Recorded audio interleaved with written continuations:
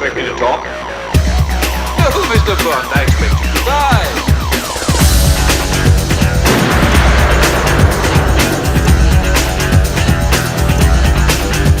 Welcome back to our channel, and welcome back to our James Bond model kit.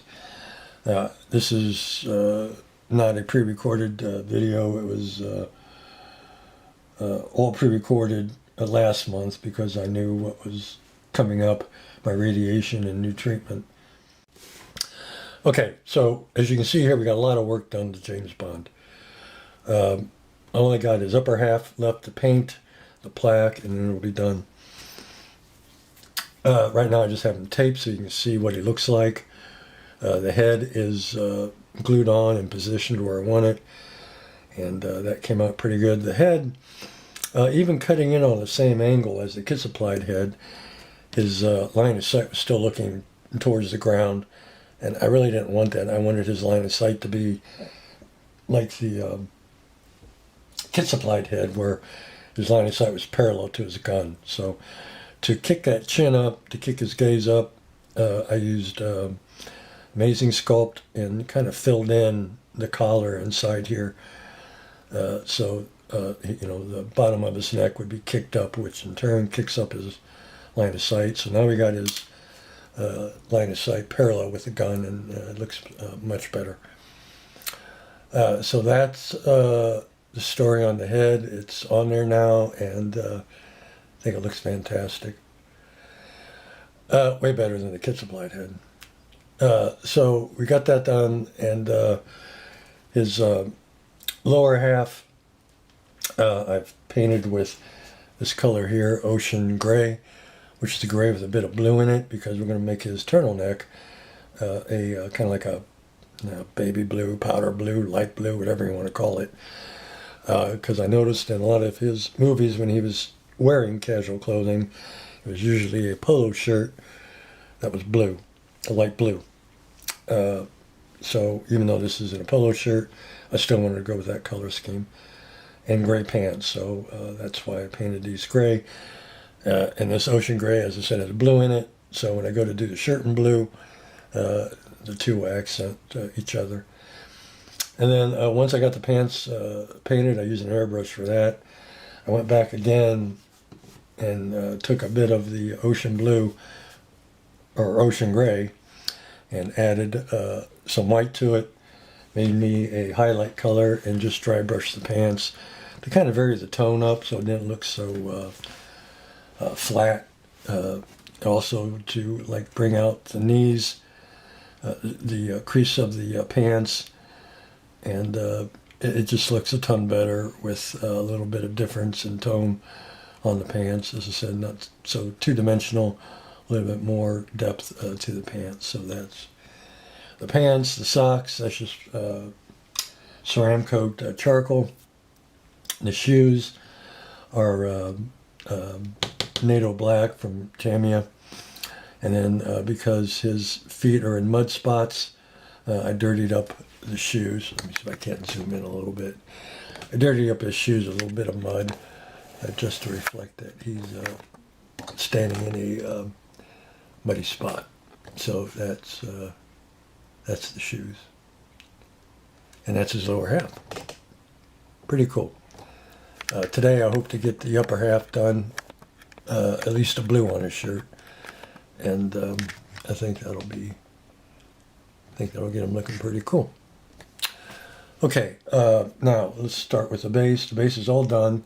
Normally I do the figure then the base, but this time I did the base and then figure. The stone wall here, I wanted it to look like canyon stone, because canyon stone was really popular in my day, and you saw it a lot in James Bond's earlier movies, because it was just a popular thing to do. In fact, the entire front of our house was canyon stone. So I wanted to do this stonework like the canyon stone on our house that I grew up in. So to do that, after getting the wall put together and the filler work done, there wasn't a whole lot of filler work. And that's something too I want to mention real quick. I have very little, well, there's no filler work in the bottom half. This was a great fitting kit, and it really surprised me. I don't know if they reverse engineered this kit, and that's why it's such a great fitting kit.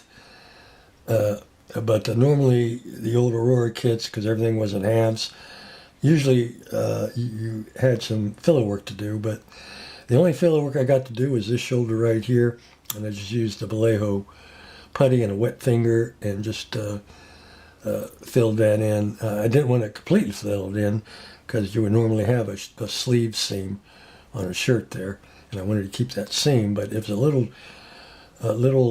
large to me, so I filled it in a little bit.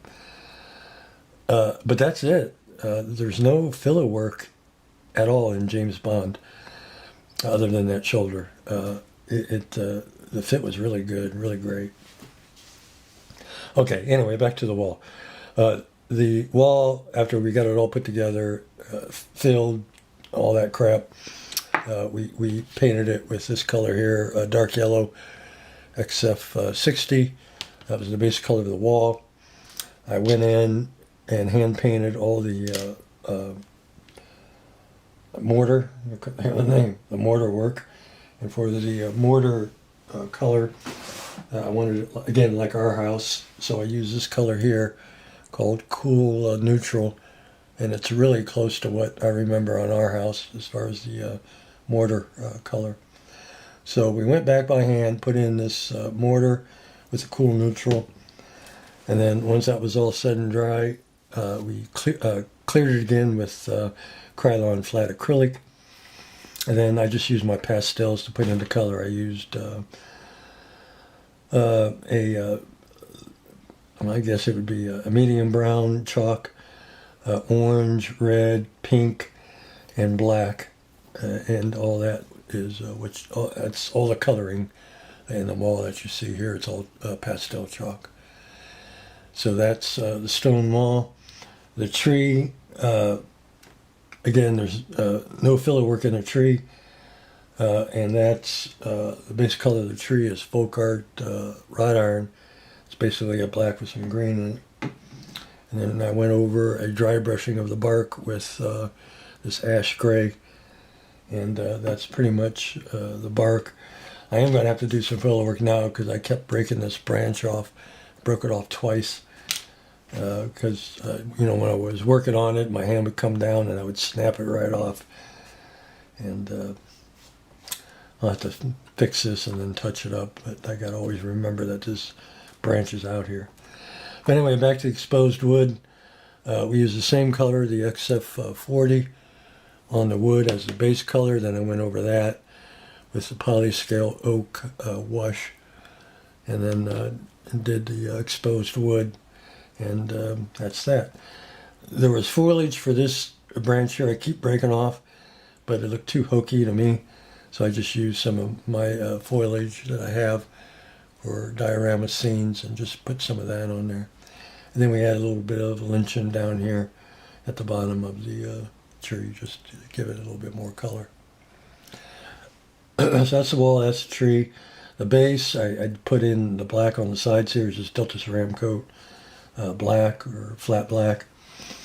And then the mud is the three colors I usually use for earth. It's the burnt umber, the burnt sienna, and then the raw sienna. It's just a mixture of those three colors. I painted on with a brush. And then the grass is, I wish I had static grass, but I don't have it, and I can't afford to buy it this month.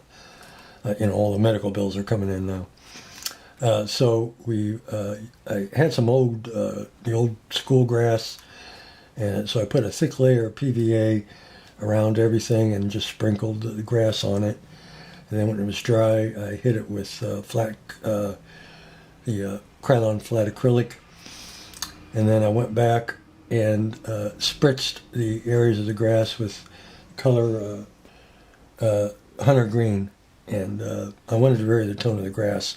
Again, I didn't want it a uniform color because, when I look at my backyard, my grass is definitely not, or my lawn is not uniform in color. So by adding the hunter green to the grass green, it kind of gave the base here a little bit more depth. So that's the grass. The rocks easy peasy. That's just a base coat of black on all the rocks that were molded in. Then they use that same ash gray on the trunk on the rocks, and they use a little bit of burnt orange and purple from Craft Smart to add some color to the rocks. And that's pretty much the base. Trying to think if I've forgotten anything. No, I don't think so. I think that's it. So we don't have much left on James Bond. We just got his upper half to build, and once his paint, once the upper half is painted, we can finally glue them together. I did shorten the tab on this left foot so I can swing, move, kind of turn his body a little bit, because the fingers weren't aligning up with the wall, the edge of the corner here of the wall. So by cutting the tab in half, I can move that left foot and adjust his hand here on the wall. So that came out pretty good. Oh, I forgot the end cap here on the wall. That's polyscale, aged concrete. That's what I used on that. And then, of course, the black pastel chalk was to add some dirt to the wall into that concrete cap. So that's that. So I think that's it. What are we up to? Oh, we're getting up there. Yeah, so I think that's it. If you have any questions, just give me a holler. And I think we're going to end this video, and I'm getting tired. So, but yeah, hopefully today, later on this evening, I can sit down here and get the blue on his turtleneck and get the upper half done and painted. So that's where we're at. All right, guys, that's it. And take care, and we'll see you in the, well, the next one will be a final, since I don't have that much. So we'll see you in the final of our 007.